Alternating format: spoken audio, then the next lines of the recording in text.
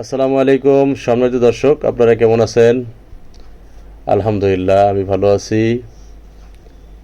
Office tour দিয়েছিলাম একটু কক্সবাজার চকরিয়া। প্রথমে আমরা যে বাসটা সিলেক্ট করেছি, বাসটার নাম হলো Green Saint Martin sleeper bus. আমার সাথে আমার সফর সঙ্গী ছিল আমার বস নুরি আলম সিদ্দিকী, আমার অফিসিয়াল বস। আলহামদুলিল্লাহ খুব আনন্দ করতে করতে আমরা কক্সবাজার চলে গেছি। আমরা এখানে আমরা যেখানে গিয়েছি এর পাশে একটা হসপিটাল, এই যে একটা আমাদের কাজ, একেএস গ্রুপের ডায়াগনস্টিক সেন্টার। কিছুদিন আজকে কামরাঙ্গীর চরেরটা হ্যান্ড ওভার হলো, এখন নতুন শুরু হবে এটা। আলহামদুলিল্লাহ এটা হলো চকরিয়া বদরখালী মহেশখালী রোডের মুখেই পড়েছে। ওটার পাশে একটা ম্যাক্স হসপিটাল আছে এবং ফায়ার সার্ভিসের একটা অফিস আছে। আলহামদুলিল্লাহ ভালো লেগেছে।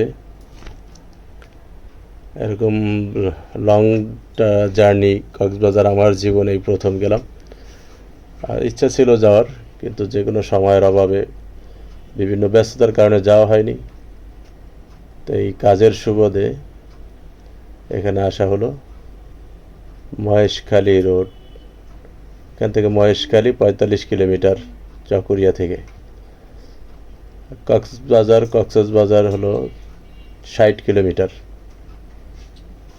এই কক্সবাজার কাজের ফাঁকে একটু কক্সবাজার সমুদ্র বন্দরে ঘুরতে আসলাম।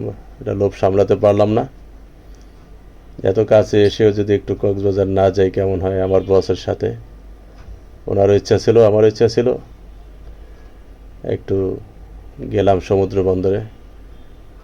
এই যে একটা খুব সুদর্শন কাগজ দিয়ে একটি ঘুড়ি বানিয়েছে, চিল না ঈগল হবে এটা, যাই হোক খুব সুন্দর হয়েছে। তা আমরা তো সমুদ্রের মধ্যে কাছেই চলে গেলাম একদম। আমার কাছে তো খুবই ভালো লাগলো, কারণ আমার অনেক আগে থেকেই ইচ্ছে ছিল কক্সবাজার যাব বা ফ্যামিলি নিয়ে যাব।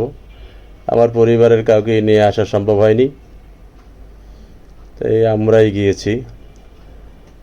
দিন শেষে খুবই ভালোই লেগেছে, খারাপ লাগেনি। তো যারা আগে কক্সবাজার ঘুরে আসছেন তারা বুঝতে পারবেন যে আসলে এখানে যাওয়ার একটা ফিলিংসটা কি, খুব সুন্দর একটা ফিলিংস।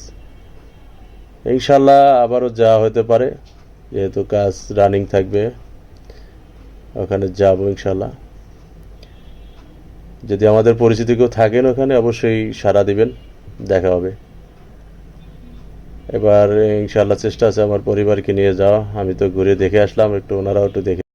এই সেই সমুদ্রের ফেনা, হাদিসে বর্ণিত আছে, রাসূল সাল্লাল্লাহু আলাইহি ওয়াসাল্লাম বলছেন নামাজের পরে যে জিকির আছে, জিকিরটা করলেই সমুদ্রের ফেনা পরিমাণেই গুনাহ থাকলেও আল্লাহ মাফ করে দেবেন। আলহামদুলিল্লাহ।